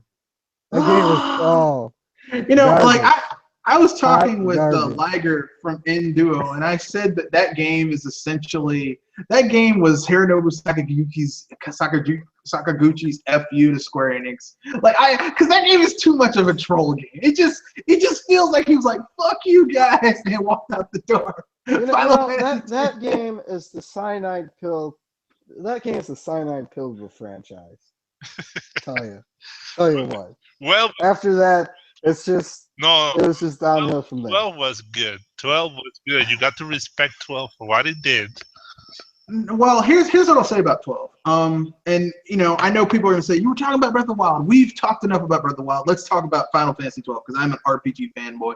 Final Fantasy 12, in my opinion, suffers from a similar issue as Final Fantasy 10, except Vaughn wasn't nearly as annoying as Titus, but they were very similar to one another. I think that here's what would have made Final Fantasy 12 into a better game for me. Cut Vaughn and Pinello, make Balthier the main character because Balthier was way more interesting. But he also suffered from the Titus issue that Ban was not relevant in that story whatsoever. It was a Bosch, Baltier, and Ash story. Well, here's the thing. Like, I didn't really give a shit about Bosch. Ash was kind of used. Like, I'm just saying, if they had just focused the game on the story in the long run, the story. Look, man, I understand. I played the game. I beat it. I know the story. I'm saying that to me, the most interesting characters in that game were Balthier, and Fran, because like, how did they like if the game had been focused, in my opinion, primarily on Balthier and Fran, because basically the whole time, like the whole thing about Final Fantasy 12 is that it's essentially the entire game is basically a homage to Star Wars. Okay, Balthier is Han Solo. Fran is his Chewbacca, except she's hot. I love France, and people may call me horny and all that stuff, but France has an awesome design. Oh yeah, like I said, she's his Chewbacca, but she's hot. But basically, Ban is a shittier Luke Skywalker. Yeah, he's a shitty Luke Skywalker, which is his problem. He's a shitty Luke Skywalker. That's his. Ash is Princess Leia, but not a very good one. I mean, she like I said, had they focused on Balthier, because it was really cool that Balthier's father was Sid, and like how like everything that's going on in the background is like you have these two forces, like one that wants to control how history goes, the other one wants to overturn how history goes, and both sides are in the wrong. Like both sides are fucked up. And like you have this third people just want to be left the fuck alone by both of them, the Empire and the I forgot the name of the uber powerful super magic creatures that were doing all this shit. I always thought Sid was just a sick bastard. No, he was one of the people who basically said we're tired of having our history fucked over by these super powerful magic creatures. I forgot the name of. I think they were called Eidolons or some shit like that. But basically, you know, one of the best Final Fantasy games to come out in the last few years. Bravely Default and Bravely Second. Yeah, 13. 13? Not 13. No, no, no. Never 13. Actually, I don't hate 13. I just find it okay. It is kind of enjoyable, but it does suffer from flaws. Like, Man, I can't play Final Fantasy Final Corridor 13. I can't do it. I can't. it is that linearity is not bad if you know how to do it. If you do it right. But I mean, like I said, Hironobu's okay. The guy who created Final Fantasy left the company. You can't hope like when your head chef of your 5-star restaurant leaves. I mean, like you can't expect the recipe to stay the same. You can't expect it to be to the same level of quality because the new chef is going to come in. He's going to want to do shit his own damn way, and normally it's not nearly as good as the other guy because that's why he started going there was for the other guy. And so for me, it's like it's jacked, man. But that's actually raises a good question because probably Sakurai will not do another Smash, and Nintendo might need to find another guy that may Smash. I'm okay with that. Do you think Smash may be fucked by Sakurai? Don't want to do another Smash. No, because look, here's the thing. They already have a formula in how to make a Smash game. Make an online that's comparable to 4, but give it a single player like Brawl. That's it. That's all you really got to do. Maybe license some new characters, Simon Belmont, bring back King K. Rool, maybe make him a playable character. Some shit like that. And here's the thing: as long as they get started, they get Sakurai involved with the shit. I think they can make some good stuff. Yeah, what I will not do is I'm kind of suspecting that the next Smash is not going to be made by Sakurai because let's be honest, if Sakurai doesn't want to do Smash, Nintendo will just find a replacement because Smash is like a cash cow for Nintendo. But they can find a replacement. I mean, let's think about it though. Like Sakurai started making the Kirby games. He hasn't made a Kirby game in years, but has the quality of Kirby games gone down? No. Why? Because modern Kirby games are awesome. I love like Return to Dreamland, Triple Deluxe, and Planet Robobot. They're amazing. But let's keep it real though, Nintendo bar none, even their haters. Nintendo is like the #1 first-party development house in the industry, which means by default they're the best developers in the industry. If they can make really fucking good, if anyone could find someone to replace Sakurai to make Smash Brothers games, it would be Nintendo. Now, if it was anyone else, I'd be like, no, because look how Street Fighter went down when the Street Fighter folks left and went to SNK and went and created. Street Fighter was good until 5, so Street Fighter Downfall was more. Nah, man, 4 was bad. 4 was bad too. It just wasn't like. Here's the thing.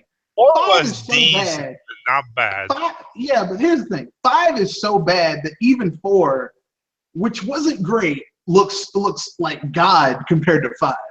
Like 5 is like someone shit in your sundae, whereas 4 was like, this hamburger's half cooked and it fell on the floor. They'll rinse it off. It's not that bad.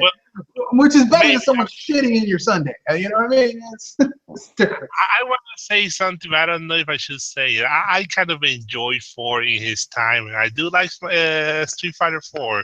I just like 3 and Alpha 3 more. I get it. I'm not disregarding it. I like me personally. I always like Street Fighter 2. That's because that's the Street Fighter that got me into Street Fighters. Like I went back and I played Fighter Street. The original Street Fighter, and I hate that game. I so hate the original Street Fighter. 5 was just like 5 is like the Banjo-Kazooie nuts and bolts of Street Fighter for me. So 5, no, it's okay. It's worse than nuts and bolts. You want to know why? Because nuts and bolts was at least to an extent made by the original team who worked on the game. Yeah, this shit was just made by. Both was for me. It was like a childhood rape. Like, oh my god, I just hate. That's the game that made me despise Microsoft, to be honest. That's a bridge too far, my friend. Because Banjo-Kazooie is like, I'm going to say two really, really nostalgic franchises for me. It'll have to be the Yoshi franchise because it was the first ever franchise I ever played, and Banjo-Kazooie, which is the second game I ever had. Like I played Banjo-Kazooie when I was 6 years old. Well, that's okay because April 11th, Ukulele is coming out. I almost called it Banjo Kazooie because that's essentially what it is. It's Banjo Kazooie and Donkey Kong 64, but not as collectathon-y. And I'm looking forward to it. I want to wait for the Switch version, but my inner child wants that game so bad. Like, yeah, I'm gonna double dip on it. I'm gonna get the game on PC, and I'm gonna get it on. I'm gonna get it on PC, and I'm gonna get it on Switch when it hits the Switch, because I want it now. So I'm gonna get it on PC first. Banjo-Kazooie is special to me. Like, it's and to see Northern Balls desecrate my favorite franchise the way they did it, it just. Well, man, you should have been suspect because look what they did to Perfect Dark and Conquer. Well, I was a teenager by that time, so I was. Conquer. When they ruined Perfect Dark and Conquer, I was like, well, there's no hope for the rest of us. And Mr. Refa, you want to hear a funny story? I bought a 360 for that game. Oh, that's on you, man. You did that to yourself. You can't blame me for yourself. I was like, oh yeah, Banjo-Kazooie 3. Oh, this is going to be awesome when I got the Xbox. It's like someone gave you a shit sandwich, isn't it? You're like, here, take a bite of this sandwich. No, it smells kind of funny. No, really, take a bite. I don't want to. And when I ended, and 2 days after that, just what have they done? This is a fucking vehicle racing sim. I wanted a collectathon, damn it. I've been there. Well, here's the sad thing. It had some good ideas, but they just couldn't really pull it off. They had some good ideas for Banjo-Kazooie, but it just didn't. I just don't understand why. Why did they took the game? The dialogue in the game is nausea-inducing. Like, the levels looks. Oh, it's everything about that game. How could Square did that? You mean Rare? Rare. Yeah. How could Rare do such a thing? Well, it's quite easy when you basically have no concept of quality. Sorry, I shouldn't say that. God forgive me. But yeah, they effed up, man. I don't know what to say. I can't really put it any other way. They effed up. Like that with a series you really, really like, and they just threw aside. They just threw an installment they just destroyed every facet of that series that you love. Final Fight Streetwise. Sonic series.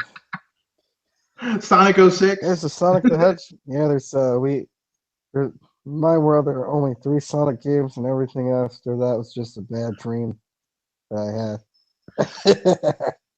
I'm going to say something. There are 3 Sonic games that nobody can defend because I don't say, I hate to say that a game is terrible because all this crap is subjective, but Sonic 06, Sonic Boom, and Sonic R are so broken that no one in their right minds can say those games are good. Yeah, they're technically terrible. I can defend them. Sonic R has really great music because it does. That is a fact. I don't care if you don't like them. They do have good music, and music is a part of the game. That's like the only redeeming feature from that game is the awesome soundtrack. Yeah, but that's still something that was good about it. Sonic Boom had a good idea. It was executed horrifically. Like, had that game had another I want to say, had that game had another, if it had had another year to really percolate, it could have been a great game. At least 6 months to a year. To polish it, because like here's the thing: the idea of there being a Sonic game that is an open world where you can actually explore and utilize the different skills and strengths of each of the playable characters in unique ways is actually a really cool idea in a 3D open world space. To be honest, the idea of Sonic Boom was like Ratchet and Clank, but with 4 Sonic characters. It looked amazing, but it was a good idea. Exactly, the execution was ass, but really, that's not. The game needed more development time. To be honest, like you can see that the game was rushed and unpolished. Exactly. Big Red Button basically. They had to rush that game, and that's why it basically suffered the way it did. Sonic 06 is even more rushed. I mean, everybody already knows the story of that game. Like, they rushed it for the 50th anniversary, and well, we all know how that went out. No, man, they rushed that shit to reach a deadline. It had nothing to do with the anniversary. That's offensive when they say, "Oh man," it's kind of like when people say, "Oh well, you know, this game was rushed because they had to." The reason this game was rushed is because they had to. Like the reason Street Fighter V was rushed was for Evo. That's bullshit. Evo had shit to do with it. Wait, repeat that again, because I need to hear a second time. The Street Fighter V thing. Street Fighter V was rushed because they had to, because of Evo, which is bullshit. Because essentially, you gotta be kidding me. So they made a half-ass Street Fighter game just for a fucking tournament. Well, it's bullshit. That's the thing. It's complete and total bullshit. The reason they rushed that shit was because they were trying to get paid.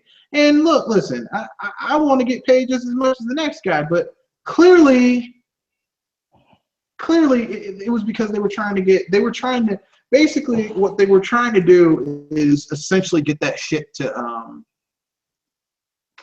what they wanted to do was they wanted to get it out as quickly as possible because Capcom had no major titles. Sony was like, shit, this needs to come out now because we have no major titles right now, and we don't want to have a drought of AAA titles coming to the system. And this is a major game, and we're helping to make it. We're helping to pay for it to get made, so we're going to get it to come out.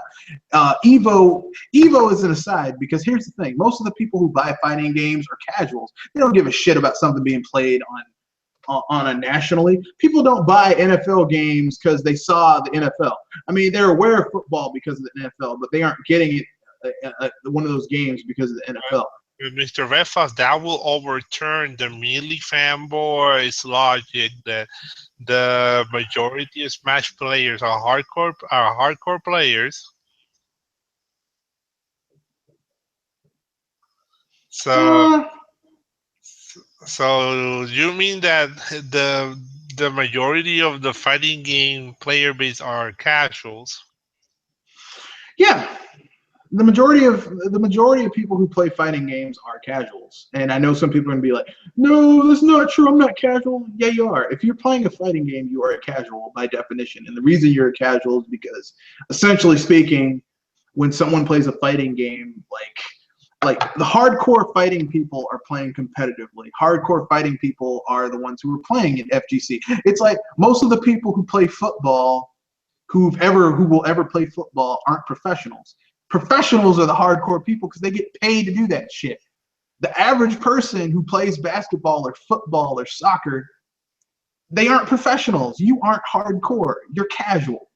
Okay? If you hardcore is where you are so good at something that you get paid to do it. Okay? If you play chess to the point where you get paid to win tournaments, you're hardcore. If you're so good at fitness that you get paid to show other people how to be good at it, you're hardcore. if you play video games so well that you get paid to do that, that's fucking hardcore.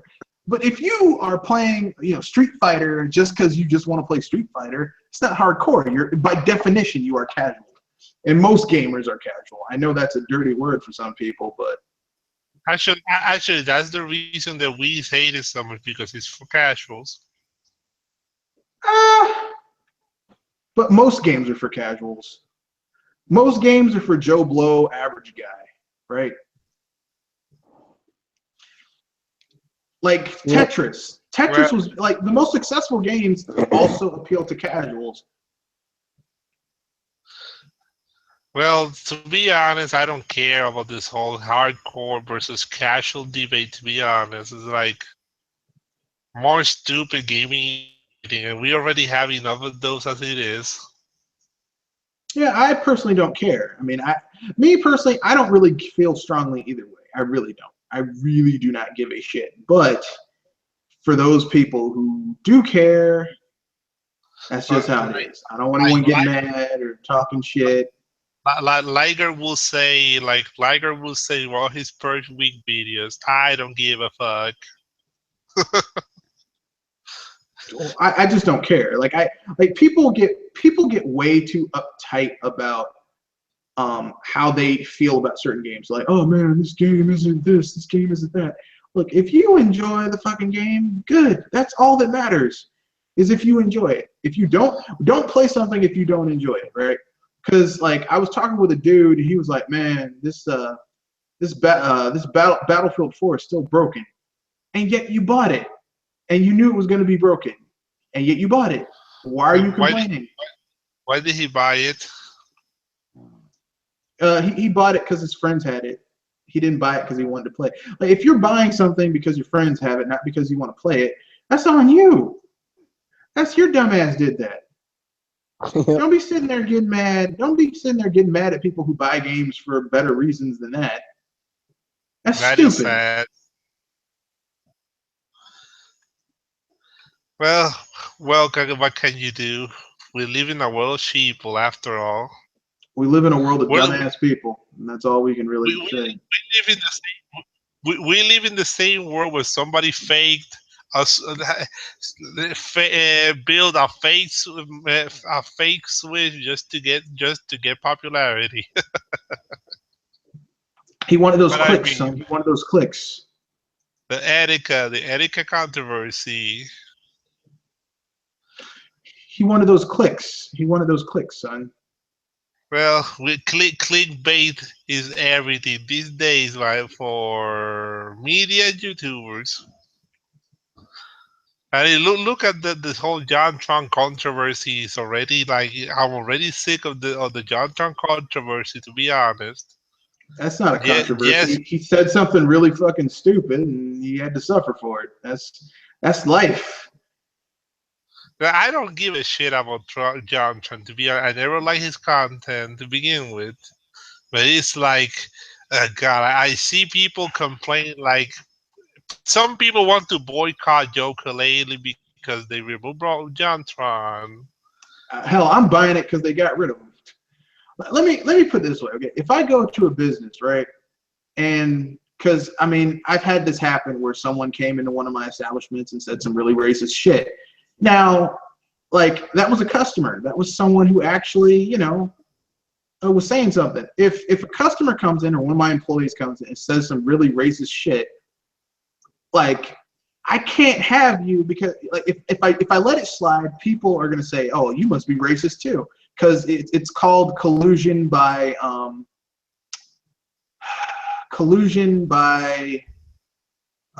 association. It's called tacit approval, right? It's called tacit approval. So if you have a friend who says, man, these bitches, and is always bad-mouthing women, most women, if they go around you and they hear you hanging out with someone who's always bad-mouthing women and you never say anything like, hey, man, that's not cool, they're going to assume you think that too. You might not, but if you don't say anything, they think you think it too. So, I mean, basically, I almost said rare. They did what they had to do in order to protect their ass. And that's what they had to do, because you can't have people that you're working with. You can't be associated with racists. Most people don't want to be associated with racists or people who are discriminatory or say incredibly not only racist things, but things that are factually incorrect. And so they basically say, you know what, but here's the thing. People are saying, well, it's censorship. No, censorship. Censorship is where you had what happened with Lenny Bruce back in the day, or George Carlin, where they were basically being thrown in jail for cursing on stage. Like, no one is throwing you in jail for cursing on stage. They're simply saying, as any other business, that if you're going to come out and say something really controversial and in some cases fucking racist, we have the right to fire your ass. That's not censorship. That's, I don't want to be associated with a racist motherfucker. So, bye. And yes, I'm buying that game because look, I was on the fence because I was like, man, why did you just say you're putting the game on the Switch? But now they dropped that motherfucker. Yes, I'm buying 2 of them. We're getting one on PC and one on the Switch. I think I'm going to do that because I don't think I can wait until the Switch one arrives, because I've been waiting for that game for a long while. Like, clearly, even though I didn't back the game, because I'll be honest, I don't believe in Kickstarter backing. Oh, that's weird, because I've backed I've backed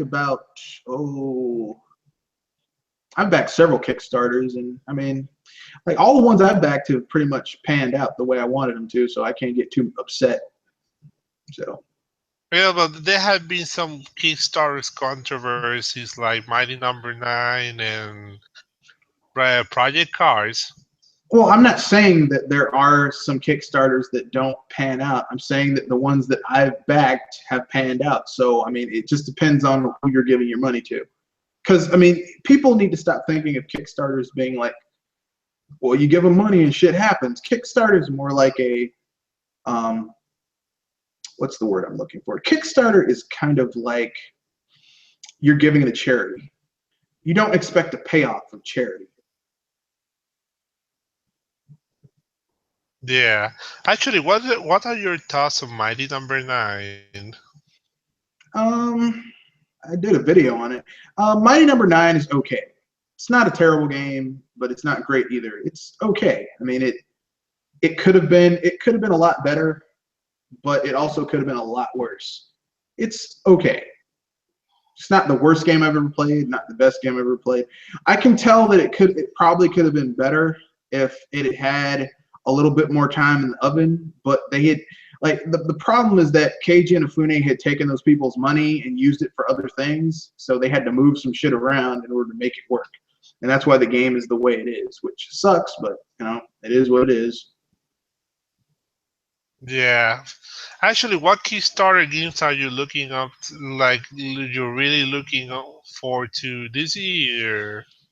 Well, the games that I really wanted to give money to were already funded. Like, I tried to give the ukulele. That shit got funded like that. But back in the day, I gave to the Shadowrun people. I gave to Shovel Knight. I mean, like I said, people are like, I don't give to Kickstarter. It never fills out. Look, the ones I gave money to worked. See, the problem is that if you're gonna give money to a Kickstarter, you got to give to people who are established, who know what to do in the business. If they don't know what to do in the business, then don't give them any money. What's up, Kanosh? And Bloodborne, you did Bloodborne. I forgot what's the Castlevania the Kickstarter from the Castlevania. Bloodstained. Bloodstained. Yeah. What do you think about that game? Does it look like it's going to be really good? Not particularly. It looks generic. Yeah. Like, here's the thing. Koji Igarashi hasn't made a Castlevania game in. The last one was Order of Ecclesiasta,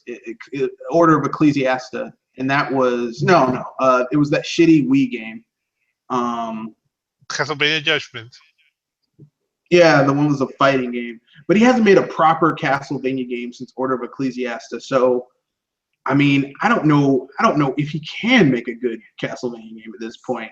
So, I mean, this is going to be a real test. Why do they decide to go with Unreal Engine anyway? Because it's probably cheap for them at this point. It's a good engine, and it's probably cheap for them at this point. That's what I suspect. I'm not 100%, but that's what I suspect.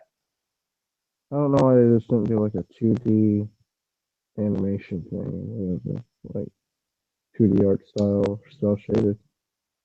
Yeah, I would think so too, because really, that's what the engine is really good at. I mean, like, why wouldn't you use an engine that's better for that? But this is Koji Igarashi, so.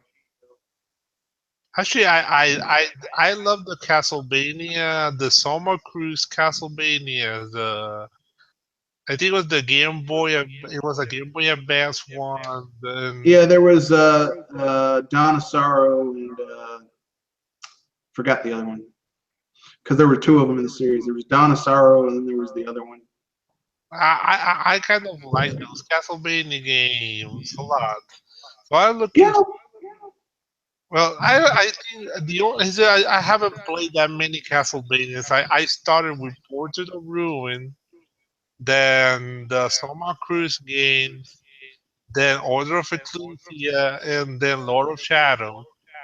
Yeah, there's Dawn of Shadows and not Dawn of Shadows. There's Dawn of Sorrow, and then there's I'm gonna go look the shit up because I love those two Castlevania games, but I can't remember for the life of me here. Let me look them up.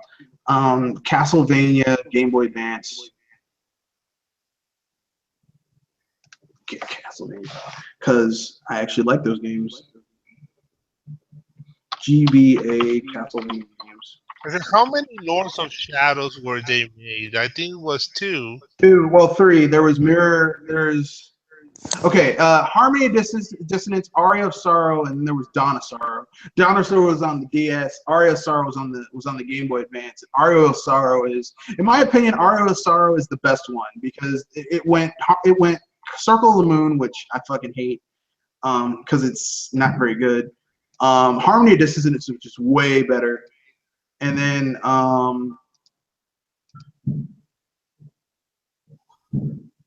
What? And then Aria of Sorrow, which is like my favorite. I love that game. Love Aria of Sorrow so damn much. Such a great game. Aria of I Sorrow. wish more games were that good. Aria of Sorrow, the GBA one, yes one. No, it's on the Aria of Sorrow is on the GBA, and it is my favorite. It is my personal favorite. Also, the DS one is. The DS one is the sequel to that. Like I like 2D. I like 2D. I like 2D Castlevanias. I don't like 3D Castlevanias. I know people love them, but I don't. Oh well. So you're cutting away. Anyone have anything else they want to bring up before you wrap up this podcast, which went about 45 minutes over, but we started late, so it's not that bad. Yeah, I think I just want to give my quick sign out, and then I'll be the first to sign out if anybody doesn't have anything else. All right, well, you go first. Well, this is Kanashi about Nita. Glad to be on another one of these BS Busters, and I hope nobody got pranked too badly today. Actually, we did. didn't do any pranks except me using this horrible avatar. I got pranked, but I'm not too upset by it at this point. You can go next. Contrary. Okay, you guys hear me because I'm hearing you cut off. Hello. We can hear you. I think it's on your end. Oh, now I can hear you. Well, my name is the Contrarian Bastard. I just like talking about games and sharing my I'm a really upbeat opinionated person, so just sharing my opinions, even so it may be unconventional sometimes, but I do love like sharing them with all of you guys, and it's been a blast. Today podcast has been a blast. That's all I can. I leave it to you, Mr. Red Fox. All right. Me, Mr. Red Fox, you know me, you love me. This podcast was originally supposed to be about, important shit like the Breath of the Wild, but then it devolved. But that's BS Busters. We always do that. I would give Dr. Feelgoods, but I don't. After what he did to the game idea guy, I don't want to do that to him. So I won't. So what I'll say is, have fun, play your games. There are no perfect games. And if you think there are perfect games, well, there is one perfect game. It's Super Mario World for the SNES. But aside from that, there are no perfect games. So peace out, have fun, chill, and keep it gaming.